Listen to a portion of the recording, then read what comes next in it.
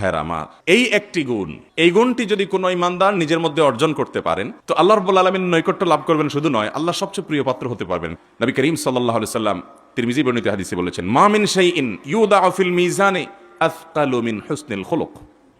মিজানের পাল্লায় যত নেক আমল উঠানো হবে, বান্দার আখলাক, তার আচরণ, তার ম্যানার্স, মানুষের অধিকার সম্পর্কে সচেতনতা, এই বিষয়গুলো, আখলাকের বিষয়গুলো, এই আমলগুলো যখন বান্দার মিজান এনে কামলের পাল্লায় উঠবে তো অন্য সমস্ত আমলের চাইতে এই আমলটা অনেক বেশি ভারী হবে।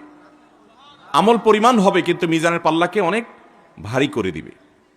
নবী করিম সাল্লাল্লাহু আলাইহি সাল্লাম আরেক হাদিসে বলেছেন, আনা যাইমুন বিবাইতিন ফি আলাল জান্নাহ, জান্নাতের সর্বোচ্চ শিখরে, সর্বোচ্চ জায়গায়, সর্বোন্নত জায়গায় আমি আল্লাহর কাছ থেকে ওই মানুষদেরকে পাইয়ে দেওয়ার দায়িত্ব নিচ্ছি, লিমান হাসানা খুলুকাহ, যারা তাদের আখলাকটাকে সুন্দর করতে পারবে। সুন্দর আখলাকের সবচেয়ে বড় যে গুণ সেটি হলো সবর এবং ধৈর্য। যার মধ্যে সবর যত কম তার ভিতরে কল্যাণ তত কম, যার ভিতরে ধৈর্য যত বেশি তার ভিতরে কল্যাণ তত বেশি। নবী করিম সাল্লাল্লাহু আলাইহি সাল্লাম এক সাহাবীকে, এক ব্যক্তিকে দেখে বলেছেন, ফিকা খাসলাতাইন, তোমার ভিতরে দুটি গুণ আছে, এর ভিতরে একটা হলো আল হিলমু আর একটা আছে ওয়াল আনাত। তোমার ভিতরে সহনশীলতার একটা গুণ আছে, ধীরস্থিরতার একটা গুণ আছে, ঠান্ডা মাথায় সব কাজ করা। এই গুণটাকে আল্লাহ তাআলা অনেক বেশি ভালোবাসেন এবং পছন্দ করেন। মুহতারাম হাজিরিন, এই সবর এবং ধৈর্য এটা আজ আমাদের ঘরে ঘরে অনেক বেশি পাওয়া যায় না? অভাব আছে, অভাব আছে। অভাব শুধু আমাদের বড়দের মধ্যে নেই, ছোট ছোট পিচি পিচি পোলাপানও দেখবেন এমন বেসবরের বেসবর। আমরা যখন ছোটবেলায় ছোট ছোট বাচ্চাদেরকে দেখছি, আপনারাও দেখছেন, কাদা মাটিতে গড়াগড়ি খেয়েছে, খানা দিলে খাইছে, খুব বেশি ক্ষুধা লাগছে তো একটু কান্নাকাটি করছে, বেশি জোরে ধমক দিছে তো চুপ হয়ে গেছে, ঠিক না? আর এখনকার অবস্থা কি? পিচি পিচি পোলাপান দেখবেন যে চুলের থেকে নুন খসলে, চুন থেকে নুন খসলেই দেখবেন যে আসার পিসা শুরু করছে, চিল্লাচিল্লি শুরু করছে, ধমক শুরু করছে, সবাই অস্থির, তাকে কোনোভাবে ঠান্ডা করা যায় না। মা বাবা অনেক সময় গর্ব করে বলে যে খুব রাগী, মানে ভাবখানা এমন যে এটা খুব ইতিবাচক একটা বিষয়। ছেলে যে অসুস্থ, মেয়েটা যে অসুস্থ, বাচ্চাটা যে অসুস্থ, এটা বোঝার ক্ষমতাও তার নাই।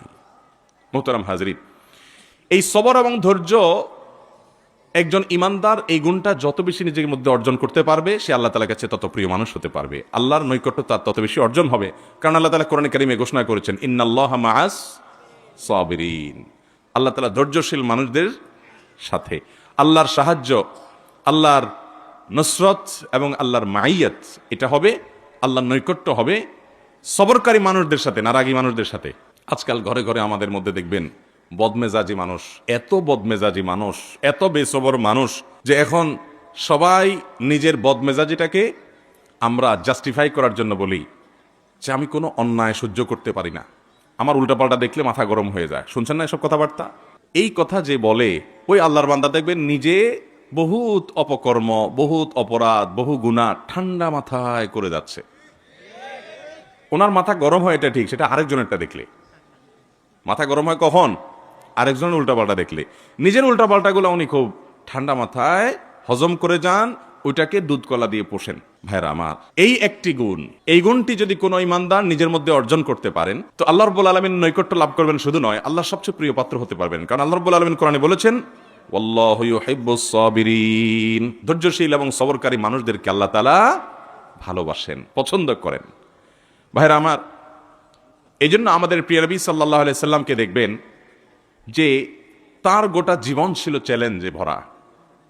শত বাধা, শত বিপত্তি, শত চ্যালেঞ্জকে কিভাবে ওভারকাম করতে হয় ঠান্ডা মাথায়, খুব বিচক্ষণতার সাথে, খুব চিন্তাশীল ভাবে প্রতিটা কাজকে তিনি সম্পাদন করে মাত্র 23 বছরের জীবনে, নবী হওয়ার পর 23 বছর সুযোগ পেয়ে গোটা পৃথিবীর মোড় পরিবর্তন করে দিয়ে চলে গেছে।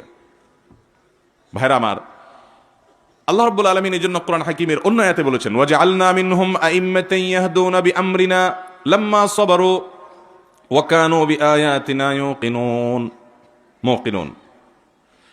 আল্লাহ রাব্বুল আলামিন কোরআনে হাকিমে বলেছেন, যারা সবর করবে এবং ওয়া কানু বিআয়াতিনা ইউকিনুন, আমার আয়াতের উপরে ইয়াকিন রাখবে এবং সবর করবে, এই গুণটা যারা নিজের মধ্যে অর্জন করতে পারবে এদেরকে আমি নেতৃত্ব দান করব। এরা ইমাম হবে এবং আমার পথে মানুষকে নির্দেশ করবে, আহ্বান করবে। আল্লাহ রাব্বুল আলামিন নেতৃত্ব দিবেন সবরের মাধ্যমে। নবী করিম সাল্লাল্লাহু আলাইহি সাল্লাম গোটা পৃথিবীর গোটা পৃথিবীর মানুষের অবস্থার পরিবর্তন করার জন্য নেতৃত্ব দিয়েছেন। গোটা পৃথিবীর মানুষকে জাহান্নামমুখী যাত্রা থেকে ফিরিয়ে জান্নাতমুখী করে দিয়েছেন। এই দুনিয়ার যে পট পরিবর্তন করেছেন, গোটা পৃথিবীর অন্ধকার দূর করে আলোতে পরিপূর্ণ করে ফেলেছেন। তার মধ্যে যে বৈশিষ্ট্যগুলো আল্লাহ তাআলা দিয়েছেন, নবী হিসাবে, রাসূল হিসাবে দুনিয়ার লিডারি করার জন্য, নেতৃত্ব দেওয়ার জন্য, তার ভিতরে অন্যতম গুণ ছিল সবর এবং ধৈর্য। আজও মুসলমান ঘরে ঘরে, প্রত্যেকটা মুসলমান ব্যক্তিগতভাবে আমরা যদি সবরকারী হতে পারি, ধৈর্যশীল হতে পারি, অনেক আমাদের সামনে ব্যত্যয় হবে। আমি যা চাইবো তার ব্যতিক্রম হবে, আমি যা চাবো তা সবকিছু বেটে বলে হবে না। ইমানদার হাসি মুখে সেটাকে বরণ করার যোগ্যতা, গুণ তার মধ্যে অর্জন করতে হবে। অনেক মানুষ দেখবেন 5 ওয়াক্ত নামাজি, মাশাআল্লাহ, মুখে আল্লাহ রাব্বুল আলামিন দায় রাখার তৌফিকও তাকে দিয়েছেন। তিনি হয়তো হক হালালি চলার চেষ্টা করেন, হালাল উপার্জন হয়তো করেন, অনেক ভালো ভালো গুণ আছে, কিন্তু ভয়ঙ্কর কিসিমের বদমেজাজি আছে না নাই? এরকম বদমেজাজ মানুষ অনেক নেকামল করছেন, অথচ তার এই বদমেজাজের কারণে, তার এই বদরাগের কারণে, তার এই আচরণগত ত্রুটির কারণে তিনি আল্লাহ তাআলা থেকে অনেক দূরে আছেন, আল্লাহ তাআলা থেকে অনেক দূরে থাকছেন। আজও গোটা দুনিয়াতে মুসলমানরা আমরা যদি সবর চর্চা শুরু করি তাহলে পট পরিবর্তন হতে দেখবেন দেরি হবে না।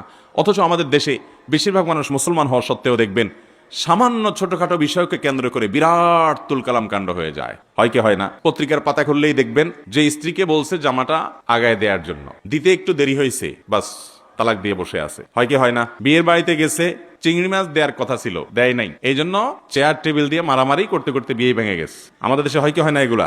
যেখানে গেছে বরযাত্রী, ওই বাড়িতে যায় খাওয়ার অধিকারই তার নাই, আবার চিংড়ি মাছ দাবি করতেছে। আমি নাম দিছি এটার বরযাত্রী।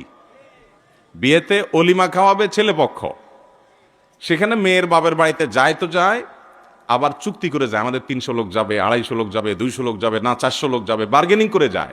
এর চাইতে বড় ভিখারি, এর চাইতে বড় বেহায়াপনা, এর চেয়ে বড় ডাকাতি আল্লাহ জমিন আর কি আছে বলে? ওই বেচারা একটা মেয়ে, আস্ত মেয়ে বড় করে দিয়েছে, এখন আবার তার মেয়েটা বিদায় বেলায় আপনার 200-300 মানুষকে খাওয়াইতে হবে, তাও আবার চিংড়ি দিতে দেরি হয়েছে, অথবা চিংড়ি দেয় নাই, এক আইটেম হয় নাই, সেজন্য মারামারি হচ্ছে। এই রকম গরম মাথার লোক এই দেশের অলিতে গলিতে, রাস্তা ঘাটে, ঘরে ঘরে, দোকানে পাটে, অফিসে, আদালতে, মসজিদে, মাদ্রাসায়, সব জায়গায়। ভাইরা আমার, আমাদের আত্মশুদ্ধি, নিজেকে সংশোধন করবার জন্য এই রোগটা আগে ধরতে হবে যে এই রোগটা আমার মধ্যে আছে। শয়তান কিন্তু ওই রোগটাকেই আপনার মধ্যে গুণ হিসাবে দেখাবে যে না, আমি একেবারে অন্যায়ের বিরুদ্ধে, আমি বড় আপসহীন, আমি বাতিলের বাতিলের কণ্ঠস্বর হয় না, বাতিলের আতঙ্ক। তো বাতিলের আতঙ্ক মানুষটা নিজেই যদি বাতিল হয় তাহলে তার আতঙ্ক কে হবে? আল্লাহ তাআলা আমাদেরকে সবর এবং ধৈর্যশীল মানুষ হওয়ার, সবরকারী মানুষ হওয়ার তৌফিক দান করুন। মোহতারাম হাজরিন, আল্লাহ রাব্বুল আলামিন কোরআনে হাকিমে আরো বলেছেন, ইন্নামা ইউওয়াফাস সাবিরুনা আজরাহুম বিগাইরি হিসাব। যারা ধৈর্য ধারণ করতে পারবে, সবর করতে পারবে, যারা হটমেজাজি হবে না, যারা হুটহাট করে কিছু করবে না, আল্লাহ রাব্বুল আলামিন তাদের বিনিময় গুনে গুনে দিবেন না, হিসেব করে করে দিবেন না, হিসেব ছাড়া দিবেন, বিনা হিসাবে দিবেন আল্লাহ তাআলা। ভাইরা আমার, কিয়ামতের ময়দানে আল্লাহর কাছ থেকে হিসাব করে করে জান্নাত পাওয়া বড় কঠিন এবং জটিল কাজ। শুধু নামাজের হিসাব যদি দেওয়া হয়, সারা জিন্দেগির হাজার হাজার রাকাত নামাজের মধ্যে 2-4 রাকাতও টিকবে কিনা সন্দেহ। মনোযোগ নাই, দৃঢ়স্থিরতা নাই, শত ত্রুটি। এরকম প্রতিটা ইবাদত আল্লাহ তাআলা যদি পুঙ্খানুপুঙ্খরূপে হিসাব করেন, তাহলে হিসাব দিয়ে আল্লাহর কাছে জান্নাত পাওয়া এত সহজ না।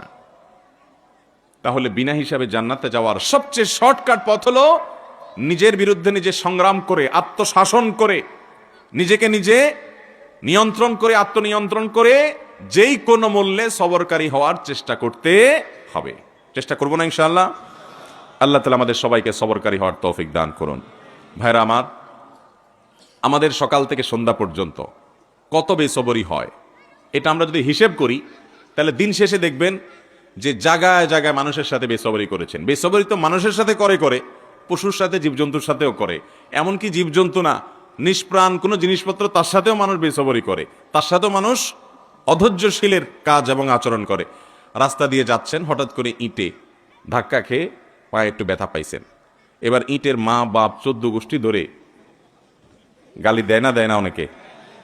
কিরে ভাই, ইট এই বেচারার মা বাপ নাই তো, গালি দিলে তো তার গায়ে লাগবে না, অভিশাপ দিলে তো তার গায়ে লাগবে না। তিরমিজির এক হাদিসে আসছে নবী করিম সাল্লাল্লাহু আলাইহি ওয়াসাল্লাম বলেছেন, যে ব্যক্তি অজাগায় অভিশাপ দেয়, যার মধ্যে অভিশাপ পড়ার উপযুক্ততাই নাই, ওই অভিশাপ ওই ব্যক্তির দিকে আবার ফিরে আস। দুনিয়াতে আমরা যা যেভাবে চাইবো হুবহু সব কিছু আমার চাওয়া অনুযায়ী বেটে বলে হয়ে যাবে, হবে না। ইমানদার সে যখন এইভাবে আল্লাহ তাআলার ফয়সালা, আল্লাহ তাআলার তাকদীরকে চিন্তা করবে, তখন তার জন্য সবর করা সহজ হয়ে যাবে। যে আমি দুনিয়াতে যা যেভাবে চাবো হুবহু সেই জিনিসটা সেভাবে হয়ে যাবে না, বরং আমার চাওয়ার বিপরীতে বহু কিছু হবে, এবং আমার চাওয়ার বিপরীত হওয়ার মধ্যে কল্যাণও থাকতে পারে। এই কথা চিন্তা করে ইমানদার আরো হেসে দিবে যে হায়রে, এত চেষ্টা করলাম, এত কিছু করলাম, কিন্তু হলো না। তাহলে বোঝা গেছে আল্লাহর ফায়সালা ছিল না হওয়ার, তাহলে আমি অযথাই তো এই পরিশ্রম এবং চেষ্টা করছি। তাহলে জেদ না করে, ক্ষোভ না করে, জেদ না ঝেড়ে, বরং আল্লাহর ফায়সালাটা জানতে পারার পর হাসি মুখে সেটাকে বরণ করার মানসিকতা থাকতে হবে। এর নাম হলো সবর এবং ধৈর্য। ভাইরা আমার, সবরকারী ব্যক্তি সম্পর্কে নবী করিম সাল্লাল্লাহু আলাইহি সাল্লাম বলেছেন, যে ব্যক্তি কোনো জায়গায় খুব রাগ ঝাড়ার ক্ষমতা আছে, অনেক রাগ ছাড়ার ক্ষমতা আছে, এবং রাগ করার মতো ইস্যু তৈরিও হয়েছে, কিন্তু সে নিজেকে নিয়ন্ত্রণ করে রেখেছে, নিজেকে কন্ট্রোল করে রেখেছে, সে বেসবর হয় নাই, সবর করেছে। নবী করিম সাল্লাল্লাহু আলাইহি সাল্লাম বলেছেন, এই গুণের মানুষ যখন আল্লাহর সঙ্গে সাক্ষাৎ করবে, তাকে আল্লাহ রাব্বুল আলামিন জান্নাতের হুরাইন থেকে যেটা খুশি সেটা নির্বাচন করার ইখতিয়ার শুধু তাকে দিবেন। অতএব সবর করার চেষ্টা করবো তো ইনশাআল্লাহ। বেসবরি যখনই হবে তখনই নিজের বিরুদ্ধে নিজের শাস্তি আরোপ করতে হবে, যে আমার দ্বারা কেন বেসবরি হলো। কারোর সাথে বেসবরি করেছেন, তার কাছে মাপ চাইবেন। কোন জায়গায় বেসবরি করেছেন, তার প্রায়শ্চিত্ত নিজের উপর নিজে আরোপ করবেন, একটা কাফারা লাজিম করবেন, দেখবেন আপনার আখলাক সুন্দর হয়ে গেছে। বেসবরকারী মানুষকে আল্লাহও অপছন্দ করেন, বান্দারাও দেখতে পারে।